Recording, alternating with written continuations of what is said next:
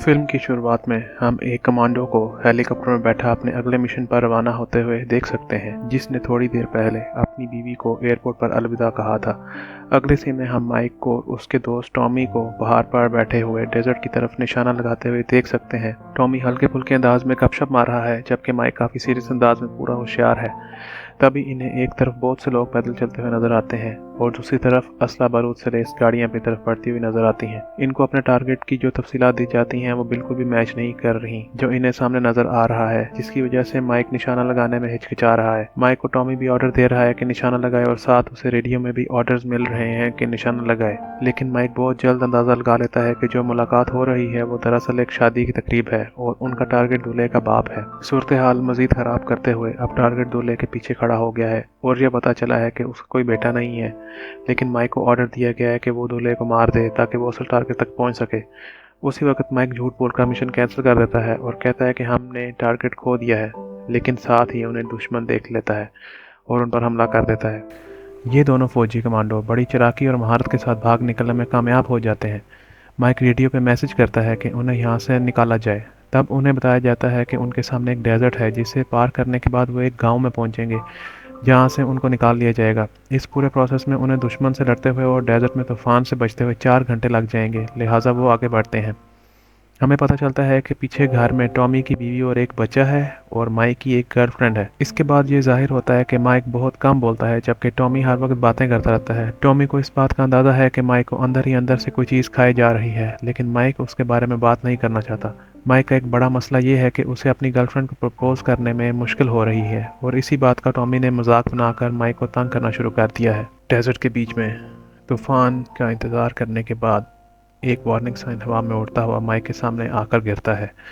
Mic इस बात को संजीदगी से सोचता है कि कितनी बेशुमार लैंडमाइन इस ज़मीन में दफन हुई हुई हैं, लेकिन टॉमी इसे यकीन दिलाता है कि यह महज एक बर्बर का खेल है ताकि दुश्मन उनसे दूर रहें और इसका मतलब ये भी है कि वो अपनी मंजिल के बहुत करीब है। माइक फिर भी बहुत एहतियात के साथ चल रहा होता है क्योंकि वो दिमाग से उन साइन बोर्ड्स के बारे में सोच रहा होता है जो उसने देखा था। टॉमी बहुत सा पानी पीने के बाद माइक की तरफ ये बताने के लिए बढ़ता है कि वो बहुत फजूल का सोचता है। तब उसे अपने पाँव के नीचे एक क्लिक की आवाज़ आती है, लेकिन जो ही माइक टॉमी को खबरदार करने के लिए उसकी तरफ बढ़ता है ताकि वो रुक जाए, मगर उस वक्त काफ़ी देर हो जाती है और टॉमी लैंडमाइन में पाँव रख देता है और साथ ही लैंडमाइन में धमाका होता है जिससे दोनों थोड़ी देर के लिए बहरे हो जाते हैं। माइक जो ही टॉमी की तरफ कदम बढ़ाता है तो उसके पाँव के नीचे भी कोई चीज़ क्लिक करती है तो वो शॉक्ड होकर रुक जाता है। हम देखते हैं कि टॉमी के घुटने से नीचे दोनों टांगे गायब हैं। वो माइक के लिए चिल्ला रहा है, लेकिन माइक तो खुद भी हिल नहीं सकता, सो वो टॉमी को ठंडा करने की कोशिश कर रहा है। टॉमी की घबराहट मज़ीद बढ़ती जा रही है जब वो अपनी टांगों की तरफ देखता है और वो ज़्यादा ऊंचा शोर मचाने लगता है। जब कोई हल नहीं निकलता तब माइक टॉमी को ठंडा करने के लिए उसके बेटे के बारे में बात करता है, जिससे टॉमी की घबराहट में थोड़ी कमी आती है ताकि वो अपनी बॉडी में मॉर्फिन का टीका लगा सके, जो कि सब कमांडो अपनी सामने वाली जेब में रखते हैं। इतनी परेशानी में टॉमी अपनी दूसरी मॉर्फिन की दवाई निकालता है और माइक के मुसलसल मना करने के बावजूद वो दूसरी दफ़ा मॉर्फिन का टीका लगाता है। इस दवाई की ज़्यादा मकदार रहने की वजह से टॉमी और ज़्यादा जज्बाती हो जाता है और माइक के सामने टॉमी अपने सर में गोली मार देता है और माइक उसे देखता रह जाता है। माइक को दिखाया गया है जो कि डेजर्ट में सरवाइव करने की जंग लड़ रहा है और किसी किस्म की हरकत करने से लाचार है। पहली बात जो उसके जहन में आती है वो दूर पड़ा हुआ रेडियो है जो कि टॉमी की डेड बॉडी के नज़दीक है। तब वो बड़ी महारत के साथ जो सामान उसके पास मौजूद होता है उस रेडियो को हासिल करने में कामयाब होता है, लेकिन फिर इसे पता चलता है कि रेडियो की बैटरी तो डेड हो गई है और दूसरी बैटरी टॉमी की पॉकेट में है। माइक उदास हो जाता है, लेकिन साथ ही एक और प्लान बनाता है। वो अपने नाकारा रेडियो को दोबारा चार्ज करने के लिए सोलर पैनल बनाता है।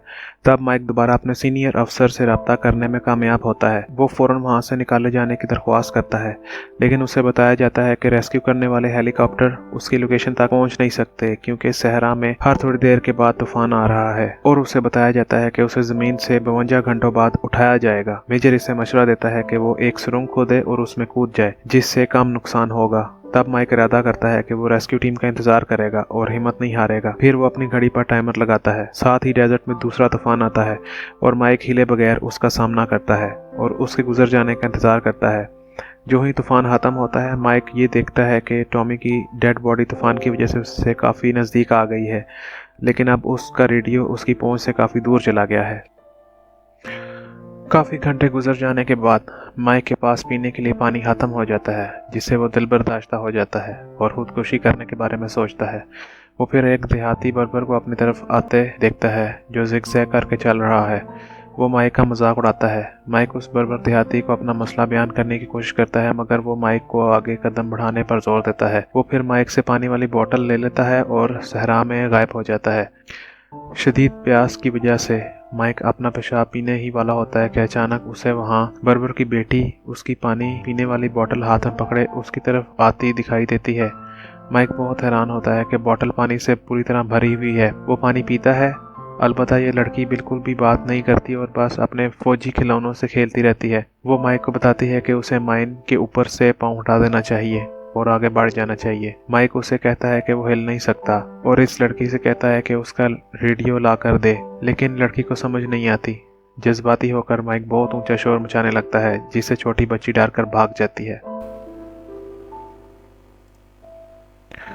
जल्द ही डेजर्ट में रात ढलना शुरू हो जाती है और दर्जा हरारत गिरना शुरू हो जाता है। माइक आग जलाता है ताकि अपने आप को गर्म रख सके। थोड़ी देर बाद उसे जंगली जानवरों की आवाज़ें आना शुरू हो जाती हैं। वो अपना मोबाइल निकालता है और अपनी गर्लफ्रेंड की तस्वीर देखना शुरू कर देता है ताकि उसका ध्यान बटा रहे। उसे अपनी गर्लफ्रेंड जैनी की वीडियो मिलती है जिसमें वो उसे बताती है कि वो इसका इंतज़ार कर रही है। इसके साथ होने वाले वाक़े से ये बहुत थक जाता है और उसे नींद आना शुरू हो जाती है, लेकिन जो ही उसकी जलाई हुई आग ठंडी होकर बुझ जाती है, साथ ही जंगली जानवर उसके इर्द गिर्द फैल जाते हैं। वो इन्हें अपनी बंदूक से डराने की कोशिश करता है मगर हार जाता है। जंगली जानवर टॉमी की लाश को ले जाते हैं। एक जानवर माइक की तरफ बढ़ता है, लेकिन टॉर्च लाइट की मदद से माइक उस जानवर को मार देता है, जिससे जानवर की लाश बारूदी सुरंग पर गिरती है और एक धमाका होता है जिससे बाकी जानवर डर कर भाग जाते हैं।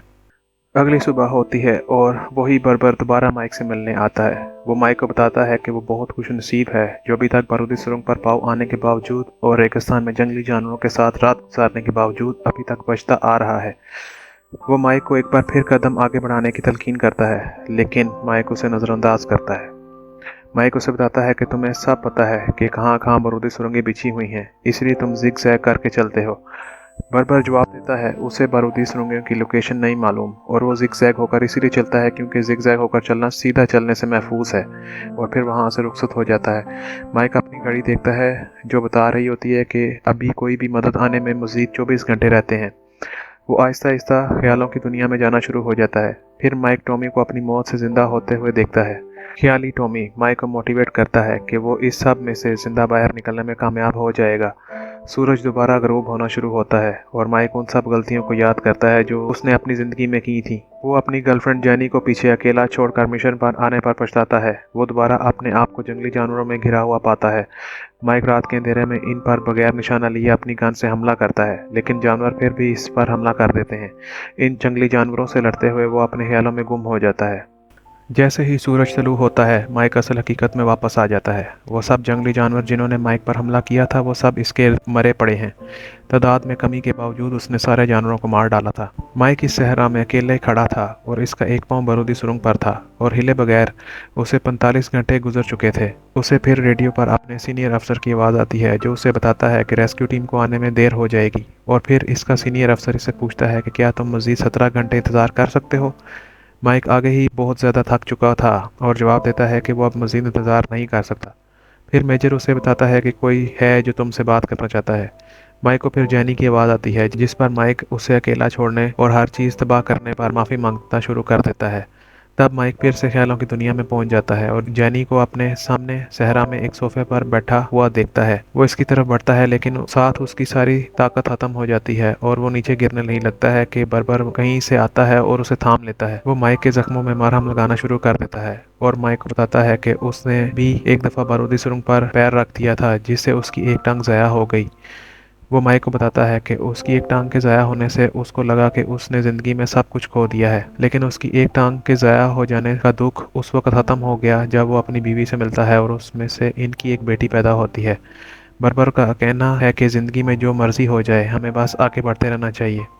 माइक इसे बताता है कि वो बड़ा खुशकिस्मत है क्योंकि तुम्हारी बेटी जो मेरे लिए पानी लेकर आई थी वो बहुत खूबसूरत थी और उसकी मुस्कुराहट में उसके बाप का चेहरा नज़र आ रहा था। तब बर्बर उसे जवाब देता है कि उसकी बेटी अब जिंदा नहीं है क्योंकि जब वो अपने बाप के साथ जा रही थी तो रास्ते में बारूदी सुरंगों को निकाल कर उनकी जगह लोहे की टिन कैन रख रही थी कि अचानक एक बारूदी सुरंग के धमाके से वो मर गई।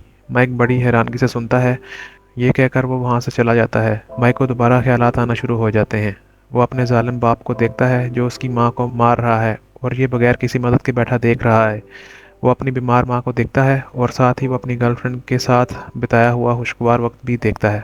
फिर उसी वक्त उसे रेडियो में आवाज़ आती है कि रेस्क्यू टीम पास से गुजर रही है और वो चाहते हैं कि ये उन्हें अपनी सही लोकेशन बताए। वो अपनी फ्लेयर गन उठाता है, लेकिन उसे इस्तेमाल करने से पहले दहशतगर्द पहाड़ी के ऊपर से उस पर हमला कर देते हैं।